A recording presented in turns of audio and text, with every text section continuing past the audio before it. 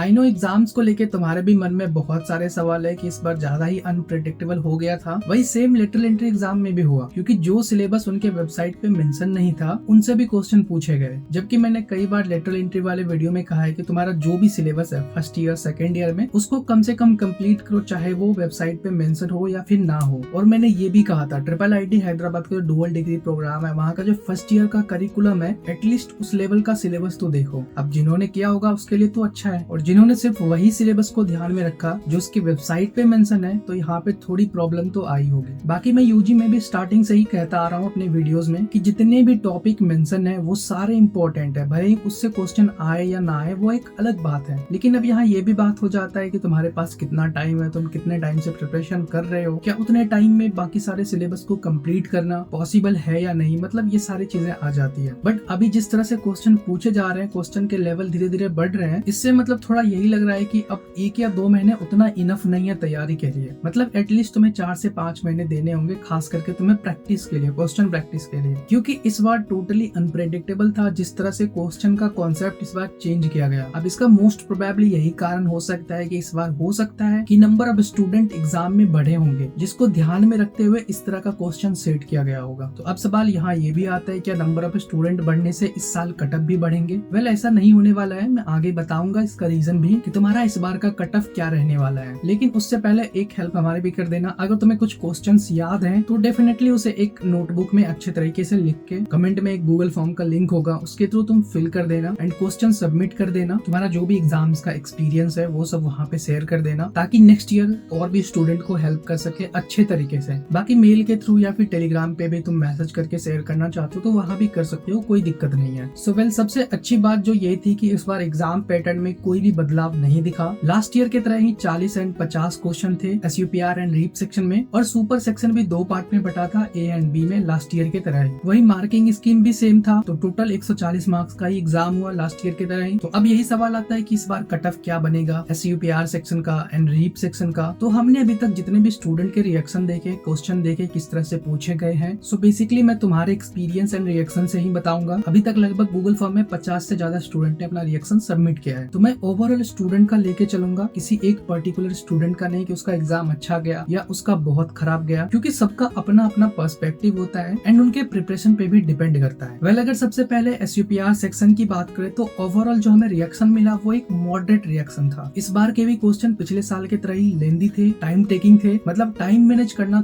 थोड़ा सा difficult side था जिस तरह के क्वेश्चन पूछे जा रहे थे। वैसे सुनने में आया कि केमिस्ट्री में भी इस बार अच्छा खासा वेटेज था, जैसे कि फिजिकल केमिस्ट्री से भी, ऑर्गेनिक केमिस्ट्री से भी क्वेश्चन थे, कुछ इन्वायरमेंटल केमिस्ट्री से थे लाइक ओजन रिलेटेड क्वेश्चन, वही रिएक्टिविटी ऑफ हाइड्रोकार्बन्स, इस तरह से कुछ क्वेश्चन पूछे गए थे। बाकी और कौन कौन से टॉपिक थे केमिस्ट्री में कमेंट में जरूर बताना। वही अगर आप बात करें इस बार की रीप सेक्शन की, तो इस बार प्रॉपर क्रिटिकल थिंकिंग वाला क्वेश्चन था, क्योंकि मेंटल एबिलिटी से इस बार शायद ज्यादा क्वेश्चन कवर नहीं थे जैसा तुम लोग बता रहे हो, जिसमें से linguistic and coding decoding he cover था। या अगर कोई और भी टॉपिक हो तो कमेंट में बताना। बाकी सारे क्वेश्चन PCM बेस्ड ही थे, खैर हम कर भी क्या सकते हैं, अपना काम था पूरा 100% एफर्ट लगाना जितना क्वेश्चन आ रहा है उसके हिसाब से। तो ज्यादा टेंशन मत लो कि सिर्फ तुम्हारे साथ ही छल हुआ है, पेपर सबके लिए चेंज हुआ है, इसीलिए मैं इसे एक यूनिक एग्जाम की कैटेगरी में रखता हूँ। कुछ अता पता नहीं है कहाँ से क्वेश्चन आएंगे, बस प्रिपरेशन करे जा रहे हैं। मतलब एक तरह से काफी फन साइड भी है। तुम में से कुछ स्टूडेंट फील कर पा रहे हो इस चीज को, खैर मैंने एग्जाम नहीं दिया है तो मुझे ज्यादा नहीं पता। वेल ऐसा ही एक सिमिलर एग्जाम होता है IIT मद्रास का जंजीबार कैंपस के लिए जो तंजानिया में स्थित है, IITM JST करके। उसका भी एप्लीकेशन डेट शायद मई तक ही है, वीडियो चेक कर लेना, चैनल पे मिल जाएगा। अगर वो एग्जाम में अपेयर होना चाहते हो तो जरूर से ट्राई करना, बट वहाँ का फीस एक्चुअली में काफी हाई रहता है। ऑब्वियसली इंडिया से बाहर जा रहे हो तो वो भी एक थोड़ा डिफरेंट टाइप का एग्जाम है। वेल आते हैं अपने मुद्दे पे। तो इस बार हमें जितने भी रिएक्शन मिले, रिव्यू मिले, खास करके रीप सेक्शन का, इस बार ज्यादातर question real life concept based miscellaneous के स्टडी से कवर थे, और वो भी खास करके PCM से ही सवाल थे। मतलब अगर ओवरऑल देखा जाए तो दोनों ही पेपर कॉन्सेप्ट बेस्ड था, बट रीप में एक चीज अच्छी थी कि उतना टाइम टेकिंग नहीं था SUPR के मुकाबले। बाकी वो भी देख लेते हैं PCM में कौन कौन से टॉपिक कवर थे। केमिस्ट्री का तो मैंने स्टार्टिंग में ही बता दिया। बाकी जो मैथ्स का टॉपिक है लाइक जिससे हम एक्सपेक्ट करते हैं उससे क्वेश्चन थे like statics, probability, permutation and combination. इससे रिलेटेड सवाल तुम्हारे इंटरव्यू में भी आएंगे, तो अगर इस टॉपिक में कोई डाउट है तो इसको और स्ट्रॉन्ग कर लो। इसके अलावा लिमिट्स वाले टॉपिक कवर थे, बेसिक इंटीग्रेशन के कुछ सवाल थे, formula based, vector and 3D relation, matrices. वही फिजिक्स में मॉडर्न फिजिक्स भी कवर थे, साथ ही electrostatics, magnetic effect, NLM, SHM, gravitation, इस तरह के टॉपिक भी कवर थे, thermodynamics, work energy, power and शायद ऑप्टिक्स के भी कुछ क्वेश्चन थे। सो ओवरऑल ये सारे टॉपिक्स कवर थे जिनसे क्वेश्चन पूछे गए, जो कि मोस्टली क्वेश्चन कॉन्सेप्ट बेस्ड थे। तो ऑब्वियसली अगर क्वेश्चन कॉन्सेप्ट बेस्ड होते हैं तो वो तुम्हारा टाइम लेगा ही। मतलब अब यहाँ यही बात आ जाती है कि तुम्हारे कॉन्सेप्ट कितने क्लियर हैं, तुमने कितने क्वेश्चन प्रैक्टिस कर रखे हैं और खास करके तुमने कितने एक्यूरेसी से क्वेश्चन अटेम्प्ट किए हैं। क्योंकि अब अगर यहाँ पे तुम एक्यूरेसी से गए होगे तो डेफिनेटली तुम्हारे लिए टाइम कम लगा होगा, मतलब हर एक क्वेश्चन में थोड़ा ज्यादा समय लगा होगा। तो अब मन में यही डाउट होगा कि ओवरऑल एनालाइज करने के बाद हमारा कट ऑफ क्या रहने वाला है। तो जिस तरह से तुम्हारे रिएक्शंस आ रहे हैं उस अकॉर्डिंग मैं अगर बताऊं तो इस बार भी कुछ ज्यादा नहीं जाने वाला है। लाइक जिस हिसाब से तुम SUPR का लेवल बता रहे हो, इस बार भी तुम 16 से 18 के बीच कट ऑफ एक्सपेक्ट कर सकते हो। वही रीप सेक्शन का जैसा बता रहे, concept based, case study based ज्यादातर क्वेश्चन थे, बट थोड़ा कम टाइम टेकिंग था SUPR के मुकाबले। तो यहाँ हो सकता है तुम्हारा कट ऑफ 70 के अराउंड हो। हाँ, अब ये भी हो सकता है कि मैंने जो बताया है एक्सपेक्टेड कट ऑफ हो सकता है उससे ज्यादा आ जाए या उससे कम हो जाए, क्योंकि मैंने ओवरऑल तुम्हारे एक्सपीरियंस से ही बताया है। तुम जिस तरह से अपना रिएक्शन सबमिट किए हो गूगल फॉर्म में, उसी के अकॉर्डिंग पे मैं बता रहा हूँ। बाकी तुम ज्यादा टेंशन मत लो, क्योंकि इस बार भी नेगेटिव मार्किंग की वाइल्ड कार्ड एंट्री होने वाली है, इसीलिए इस एग्जाम में एक्यूरेसी 100% मैटर करता है। बाकी तुम्हारा क्या ओपिनियन है इस एग्जाम को लेके, कितने अटेम्प्ट किए कितने नहीं किए, कमेंट में हमारे साथ जरूर से शेयर करना। बाकी अगर तुम अपना एक्सपीरियंस गूगल फॉर्म में भी शेयर करना चाहते हो फॉर फ्यूचर एस्पायरेंट तो जरूर से शेयर करना। कुछ क्वेश्चन याद हो तो जरूर से कंट्रीब्यूट भी कर देना। बाकी देखो रिजल्ट का 15 मई तक आ जाना चाहिए, तो इंटरव्यू के लिए ज्यादा टेंशन मत लेना। लास्ट ईयर की तरह ही इस बार भी मॉक इंटरव्यू करवाया जाएगा, तो उसके लिए तुम टेलीग्राम ग्रुप में ज्वाइन हो जाना, क्योंकि सारी अपडेट तुम्हें वही मिलने वाली है। बाकी ऑल द बेस्ट सबको। वीडियो इन्फॉर्मेटिव लगी तो वीडियो को लाइक कर देना, चैनल को सब्सक्राइब कर लेना, ताकि इस तरह की इन्फॉर्मेटिव वीडियो फ्यूचर में तुमसे मिस ना हो। मिलते हैं नेक्स्ट वीडियो में।